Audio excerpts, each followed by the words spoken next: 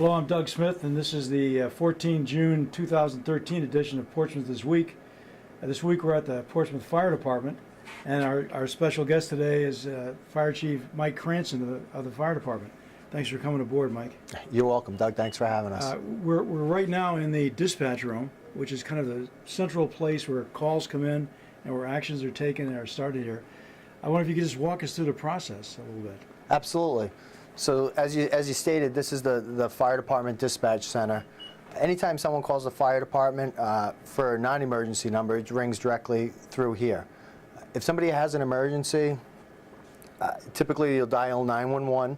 And the way the process works is when people dial 911, it goes to a dispatch center in the city of Providence, and the dispatcher who answers the phone there will say, do you have a police emergency, do you have a fire emergency, or do you have a medical emergency? And depending on your answer, let's say it's a medical emergency, they'll patch you through to this room. They will also stay on the line throughout the call, so that if the caller hangs up, is unable to speak anymore, the E911 operator in Providence can say, well, that call came from this location. They have that information. But it also allows us to get our units rolling out the door very quickly and still have a dispatcher on the phone with them. Sure, so this is a statewide 911 system, basically? Yes. Okay, let's say there's a fire, somebody picks it up, dials 911, they get the operator, the guy says, my house on fire, help me, blah, blah. They go to you, they find out where the guy is, they could come to you, what happens then? We try and get all the relevant information. What's your address, obviously? What happened? Is there anybody in the house still? And is everybody, and if not, is everybody out and safe and accounted for? Okay. Those are kind of the critical things that we want to know right away. Now, on TV, when the call's going to 911, some kind of address shows up on the 911 operator's screen. Does that really work like that? That's on the screen that's in Providence, and Okay. they can tell us like I said earlier, if the caller is unable to give us that information, right, we can say, hey, 911, what is the address that you're getting that call from? Okay. And they provide us with that. You got a lot of equipment in here. It all looks very high-tech to me. Could you kind of walk us through what some of this stuff is and how you use it? Absolutely. Well, if I could just back up for a second, Sure. Doug, I just want to go back and say, if for some reason you do need to call 911 because you have a fire in your home, please make that phone call to 911 from another location, okay? We really want to stress, get out of the house and make that call from somewhere safe, whether it's a neighbor's house, a cell phone in the driveway, what have you. But I just felt it was necessary to go back and just clarify. No, I understand that. Safety is the most important thing. Absolutely. Okay. Because we are going to ask you a ton of questions, and we don't want to waste any time. Right. Okay. All right. So to get back to the equipment that we have in the dispatch center, this is our alarm receiving equipment. It's called the Vision 21 system.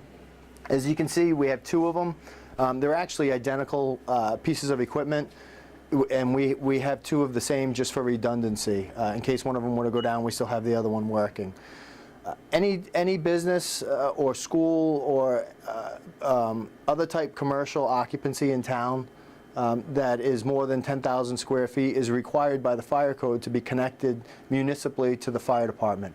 And the way that we do that in the town of Portsmouth is through the use of a radio box. So there's a fire in a building that is connected. The smoke detector goes off. It sends a signal to the fire alarm panel in the building, and then gives it to the radio box and sends it here. So what happens is we get an audible alarm that goes off. We get a visible alarm on the screen that flashes, and then the information is actually printed out that says there's a fire at 123 East Main Road, and this is where in the building it is, and it gives our personnel some critical information on their way out the door. Okay. Now, I know you guys have emergency power backup, auxiliary generator that kicks in when power goes off. Schools usually do that too, but what about businesses that don't have those? Are these things do they have battery power in the different buildings? Yeah, absolutely. The businesses that have fire alarms, anyone who has a fire alarm, whether it's connected to the fire department or just a local alarm within their own building, is required by the fire code to have battery backup. Okay. So they need to have 24-hour battery standby backup. But the radio boxes themselves also have battery backup. Yeah. So we are covered. Sounds very well thought through. Do you get very many calls on this? Yeah, absolutely, because what this does is not only does it send us actual alarms, it'll send us trouble signals, which means that there's a problem with the fire alarm itself. Yeah, you have a dirty smoke detector, say, or you've lost power and you're on battery now. It gives us that kind of information as well, so we can call the building owner and say, hey, look, there's a problem, you need to get it resolved, so that we make sure that you're safe. Okay, great. Now, I see these things they're rolling as we speak. I assume these are tests of the system going on at different times, or? That's correct. Yeah. There's about 130 to 140 radio boxes in the town of Portsmouth, and every day they're required to send a test through. It sends a signal out from the building to the fire department. It's received by this equipment, and then we say, okay, yep, everything's working properly. So what happens is if this piece of equipment does not receive that test for a period of 48 hours, then we also receive an audible alarm that says, hey, look, there's a problem, we didn't receive their normal test. And then we can send some personnel down to look at it, make sure that the radio box is still operating properly. Sure. Sounds good. You got a lot of, right next to it, you have a lot of communications equipment. And it looks like you got a marine band of some kind and several others. Can you walk us through those? This is pretty complex. Sure. But Here in the dispatch center, we monitor several different radios and channels on those radios. This first one here is the 800 megahertz system, and we have it set to wide area 5, which is a channel on that system. Now, we use wide area 5 in the state as our marine emergency channel. So if we have an emergency on the water somewhere today in Portsmouth, and we respond along with some other agencies in the United States Coast Guard, we'll all talk to each other on one channel, and it just makes the whole operation run a lot smoother. The next radio we have here is just a regular VHF radio, and we have Middletown Fire Department set up on that channel, so we can monitor what's going on in Middletown. We respond to Middletown for a lot for mutual aid, help them out, and in turn they help us out as well. Over here is the another 800 megahertz radio with the town of Little Compton Fire Department on that. Occasionally, we'll go there. You know, if they have a fire, they have very limited personnel and actually very limited water supply. So we have a pretty good agreement with them, and we kind of get the ball rolling if they have something going on very quickly to help them out. We also have Tiverton Fire, basically for the same reason as Middletown. We go there quite a bit, and they come here quite a bit, and it's actually a very good relationship, and it works well. And then we have Bristol down at the end for the same reason as well. So basically, all the departments that we work with on a regular basis, we monitor, and they do the same with us. okay, now are these all fire related, or are the police also monitoring this? No, this is all fire related. Fire related, okay. We do have, you know, you just heard that was the police channel right there. We do have the police that comes up on our screen. And so we know, you know, if there's a car accident or if there's something going on, we know. But if you pick up the regular good old-fashioned telephone and just dial 100, you can talk to the dispatcher on the police department desk as well, and they'll tell us, yes, there's a motor vehicle accident with injuries or something like that. Yeah, this major accident we just had on West Main Road, what, 2 days, yesterday? I think it was the day before. Who did you send out to that? Who would you typically send out to a traffic accident? Typically, we send an engine and a rescue to a motor vehicle accident. I accident. saw the rescue taken off. In that particular case, we had our personnel cross-staff. So if you're on a rescue, you're also on an engine in most cases. We had some personnel out pumping basements, as a matter of fact, at the same time that accident came in, which kind of strained us a little bit, but unfortunately, that's, you know, you don't know what's going to happen next. So we responded in the pickup truck to the motor vehicle accident with the two guys that were at the pump detail. We did send an engine, and we sent our rescue. Once we got on scene and determined that, you know, this is a pretty severe accident, we actually called in a rescue from Bristol, a rescue from Middletown, and then actually we had 2 more motor vehicle accidents at the same time. So we ended up using the Navy Fire Department, Newport Fire Department, and then Middletown again for an engine. Yeah. So it was a little, it got a little bit hectic for a couple hours there. I was trying to use West Main Road to go somewhere, and boy, it was shut down for a while. Right, right. Let me move over a little bit to your dispatcher station here, and this looks like a pretty busy spot. Yeah, we just had a couple calls come in. You can kind of see how it goes. Can you talk to us a little bit about what you're monitoring here and how it works? Okay. So anytime, I told you that we monitor all these radios, but when we need to actually speak on the radio, whether it's to our own personnel or to one of these other agencies, we have a mouse over here and we can click on all of the radios are tied into this computer console.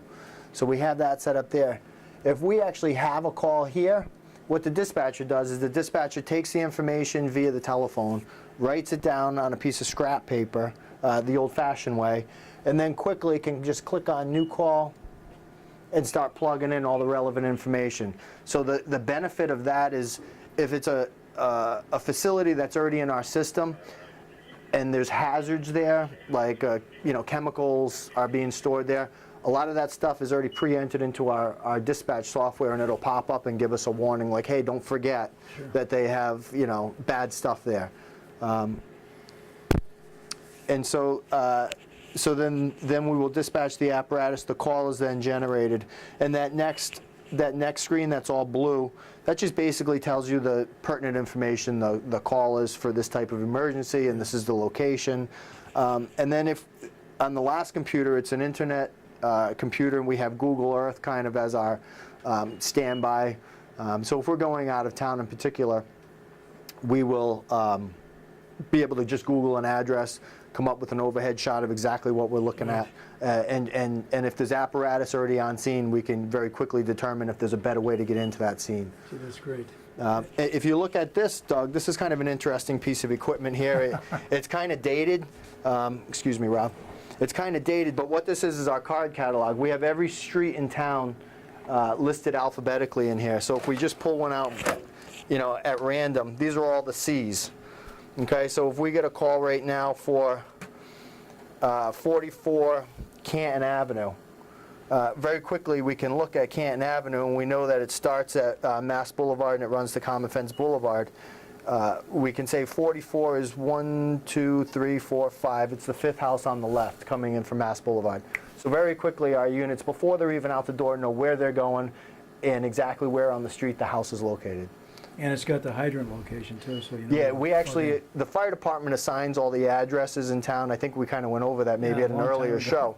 But we also assign addresses to the hydrant because the addresses are all assigned on a measurement basis. So we need to know how much hose we're going to lay out. So it's good if we know we have a hydrant at 139 Mass Boulevard. It's pretty close to 44. 44 is only going to be 440 feet down the street. Yeah. Well, this piece of gear here looks like it would be irreplaceable if something happened to it. This has been here for my whole career. And you got no backup on this, right? Well, we do. We have all of these cards are generated through the computer, and we have everything filed. Thank God for computer no, files. I know. Same thing with this one, because then you don't have to make up a separate log of what you've been doing, right? Right. You can spit this stuff And that's out. what we used to do. Everything used to be handwritten. We had a handwritten log. Yeah. But obviously, this is much better for being able to store things electronically. Okay. This is your board up here telling us everybody's status, I assume? Excuse me. That's correct. If you look at the board, on the right, we just have some basic stuff, the equipment, and if we left some important equipment that's expensive at one of the area hospitals, we want to make sure we let our personnel know to pick it up. Next thing down is road work. As everybody knows that is either living in this town or has been in this town recently, there's a lot of road work going on. So we need to know that, so we know what we'll be able to get down and not. Next is the hydrants that are out of service. I think that's fairly obvious. And then on the far left, we have who's working today and what piece of apparatus they're on. And that's more for the dispatchers to know, so they know that, for instance, who the officer in charge is and what his roll call number is. And at the start of every shift, that information is actually emailed out to the deputy chief and myself, so when we're at home, we know who's working in case we have to respond out to an emergency. Okay. Ashley, you keep moving away. What's over in this corner? Hello. Besides Ashley. This is what we refer to as our report desk. And what that is let's say the ambulance goes out and takes somebody who's ill to the hospital. They fill out a report at the hospital, they fill it out on a computer in the rescue, and then they print it out and leave a copy at the hospital. But then they come back and they actually have to do some of the details, like put in all the exact times and exactly what they did for the patient as far as medications given and that stuff. So they'll sit here and they'll fill out that pertinent information, make sure there's no errors in the program, and then close it out. Okay, can we take a look maybe at the next step, which is your equipment? Let's move. Absolutely. Let's take a walk out to the apparatus room. Okay, now we're in the apparatus section of the firehouse. Mike, this looks like one of your newer ambulances. It actually looks pretty nice inside. Can you talk to us about what kind of equipment you have here? Absolutely. This is our brand new ambulance that we just recently purchased with the help of the Portsmouth volunteers. And the good news is this isn't the only one we have. There's actually 3 ambulances in the fire department, 2 of which we keep in service all the time. Yeah. This is our first run truck, so this goes out the door first, whether it's a motor vehicle accident or an emergency, just somebody's ill, emergency medical call. So if you want, Doug, I can hop up there and just kind of point you through a few things if that'll we work. could probably do that. So here we are in the back of our ambulance. Obviously we have a stretcher. This is actually a power cot. So in the older days we would have to kind of bend down and lift the stretcher up like this in order to wheel the patient out. Now it's simply the push of a button, and it's kind of a hydraulic piston that just raises it up automatically, which is cut down on back injuries and just provides kind of more of a smoother transition for the patient. Over here we have the defibrillator. And contrary to what you may see on television, we don't just walk around shocking everybody with it. It can actually do a lot of different things.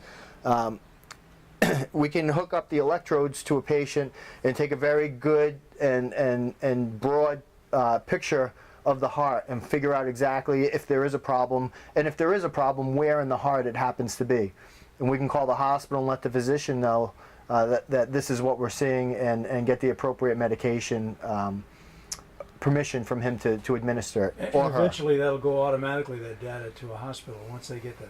That's right. I believe the software is built into the machine. It's more of a logistics part of it that we're trying to figure out right now with the area emergency departments. Now, how many people typically ride in one of these? I mean, you got the driver. Usually there's a driver and an attendant in the back, a lieutenant who is the attendant that takes care of the patient. However, if it's a really severe call, whether it's a major trauma or a CPR, somebody's not breathing, then we'll put 2 or 3 people back here, because somebody needs to manage the patient's airway, somebody needs to manage their circulation, and by that I mean maybe do CPR, compressions, and then somebody is also starting an IV line so we can get some medication into the patient.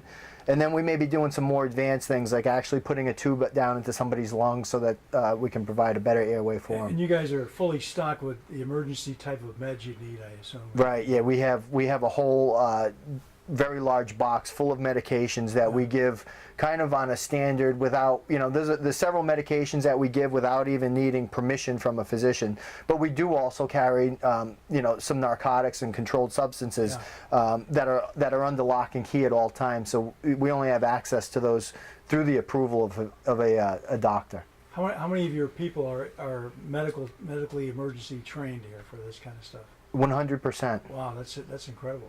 Yeah. That's really great. Everybody is trained to the Rhode Island Emergency Medical Technician cardiac level, which means advanced life support. Oh, that's great. That's good for Portsmouth. Okay, Mike, you just took us through the ambulance, which is a very important part for old geezers like me. Let's talk about some of the other kind of emergencies you guys have. Things like fire. It could be in the water. It could be in a building. It could be in a tall building. What kind of apparatus do you have that supports all those? Well, Doug, we have actually 3 pumpers or engines, 2 of which we run all the time that we keep in service. You're looking at one of them right behind you there, engine 3 and engine 1. Engine 1 is actually our first run engine, and engine 3 is our water supply truck. So if we get a call for a fire, engine 1's going to roll out the door. That's going to be the truck that pulls right up to the house. The people are going to come off of the truck, pull some hand lines, and go in and make an aggressive attack on the fire, or pull people out of the home.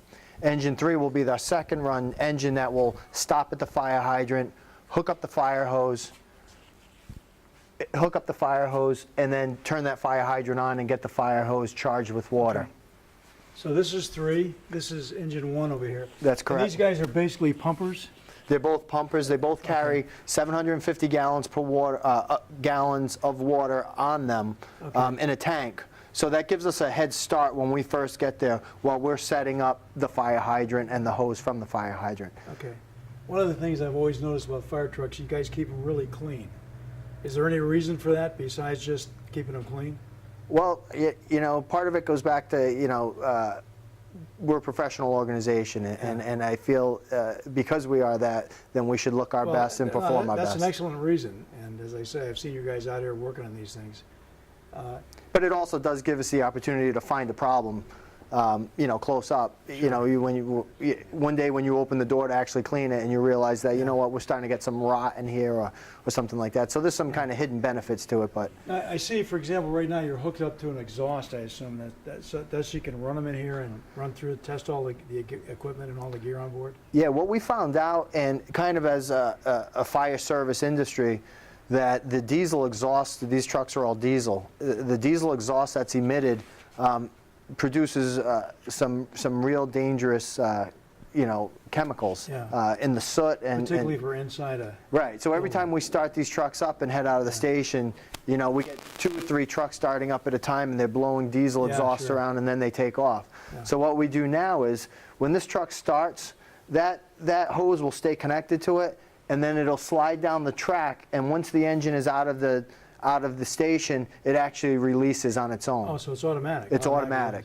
Okay, so engine 1, engine 3, is there an engine 2 as well? Engine 2, yes, it's over here over my right shoulder. Okay, and those would be for like a regular fire at a house? That's correct. Well, or for any fire. For any fire, unless it's a fire in the woods or something like that, in which case we'll still bring it, but obviously we can't take a truck of this size off the road. Sure. So we do have a smaller truck. It's like a heavy-duty pickup truck with a small skid pump that's on it, and we use that to fight brush fires and stuff of that nature. Now, what do you do for taller buildings? We have just a couple in Portsmouth, but how do you service those guys in the event of a fire? Well, what we do, you know, we have the Carnegie high-rise building, which is 23 stories tall, and we have a ladder truck here, which is capable of reaching about 90 feet. So if you do the math, it doesn't really work out. Yeah, right. So the way we operate is we kind of carry, when we're going to one of those high-rise buildings, we carry what we call a high-rise packs. So we have a bundle of some pre-connected hose, some 2.5-inch in diameter hose, and some 1 3/4 and a half diameter hose. And what we do is we get into the building, we hustle up the stairs to where the fire floor is. Most likely it's going to exceed our capabilities on the ladder. And then we have a standpipe system built into the stairwell where we can hook up, get our water supply from the stairway and fight the fire there. We're going to rely heavily on mutual aid just because of the labor-intensive nature of that kind of an operation. Yeah. And those are things that there's no truck that can go higher than these things anyway. So No. I'm sure that Carnegie has special fire stuff in there. They have a top-of-the-line fire alarm system, fire suppression system, you know, sprinkler system. They really have a lot of protection. And that's kind of the key to any fire is the early notification and to get people first evacuated from the building and get our responders there as quickly as possible. Right, safety being the first consideration. Okay, 3 pumpers. How many ladder trucks? 1? 1 ladder truck. Okay, and what other kind of equipment do you have for? We also have 2 boats in the station. We have a 19-foot Boston whaler, and we keep that in the station. We use it year-round. Typically, we launch it from Stonebridge, and we use it primarily to cover the Sakonnet River. We have a larger boat, a 27-foot Maycraft, that we keep in the water, and it's down at Carnegie right now, and we kind of use that to cover most of the bay and also Prudence Island. Okay, so you sort of have 1 on each side, basically. 19 foot is fairly small for anything that's particularly in any kind of blowout there. But yeah, I mean, the good news is that it's a Boston whaler, so it doesn't sink, and the bad news is that if you're not on top of your game, you could get into trouble if you try and take it out when it shouldn't be out. Now, do your firefighters get any kind of special training or anything for running boats or anything like that? We have in the past had the Coast Guard come in and give us some boating safety classes, and recently we actually sent a couple of our firefighters to a NASBLA, which is basically a class that the Coast Guard puts on that teaches you how to conduct search patterns and and operate safely out there. One thing about our boats is kind of the downside is that we don't really have any firefighting capabilities on the boats. Yeah. We don't have fire boats and we don't have pumps on them that can pump water to extinguish a fire. So usually when we're going out in the boat, it's either it's a life safety thing. We need to get people either out of the water or off a dangerous Right. situation on the It's boat. not to put the fire out. It's not to put the fire but out. that's probably the genesis of this request to try to get a grant for the new fireboat, right? That's Right. coming up. We do see a good opportunity here that we hope to try and take advantage of and secure a port security grant and be able to purchase a fireboat that has, capabilities of pumping 2,000 gallons per minute. There are 7 marinas in the town of Portsmouth, and we cover 36 miles of Well, water. and this would be the only one in East Bay, right, as far as a pumper? That's right. Yeah, there's nobody, in our surrounding communities that has firefighting capabilities either. Okay. So it would help. It would help a lot of people. I see a truck over there labeled Mass Casualty. Maybe we can take a look at that. Sure. Okay, Mike, we're in front of this Mass Casualty trailer, which looks like a pretty heavy-duty storage unit, I guess. And it looks like it's got its own emergency power generator, I guess, on the bow, on the front here. Can you talk to us about what kind of equipment you have in there and how you use it? Yeah, basically, I mean, as it says, it's a mass casualty trailer. There's about, I think, 6 or 7 of them that were given out by the state, and they're strategically located throughout the state in the event that there is some type of mass casualty. Portsmouth Fire Department also operates as a regional dispatch center, meaning that we are East Bay control. Okay. So anything big that happens over kind of on Aquidneck Island or in the Newport County area, or in the East Bay area, I should say, we will respond to, and we'll take over the radio communications from our dispatch center. But along with that, we'll hook up this trailer to one of our utility trucks, and we'll haul it out to the scene, and it's just got bags and bags of what you would expect to find. It's got backboards and bandages and IV equipment and medications and oxygen and bandages, and basically it's like it's meant to be like a mobile ambulance. Okay, so it's mostly medical supplies. Yes, And this is the only one on the island then? that's correct. This is the one for the island? This is the one for the island. We actually sent it last year down to Newport to help out the city of Newport when they ran the America's Cup races, and then they had, I want to say, the Tall Ships Festival. We sent it down for both of those events and kind of, again, located it down towards Fort Adams, so it would be strategically located in case there was a problem or they needed, Well, that's great. some help. We're almost out of time for this segment. But I'd like to, just as a Portsmouth resident, I'd like to thank you and your guys and ladies, obviously, for the great job you guys do for the island. Nobody wants to get sick. Nobody wants to have an accident. But it's nice to know that if there's something like that happens, we got professionals like yourself and your guys and girls to come in and help us get out of this thing. Thanks very much for hosting us here today. You're very welcome, and thank you for your kind words, and I look forward to participating in the parade and helping to get the volunteers together for another show. Okay, and I think also later we can probably do some more segments here on different parts, different other things, particularly when you guys go through training, perhaps? Yeah, We absolutely. could do something with some of the training you do. I think that would be great. Okay, thanks very much for joining us. You're welcome.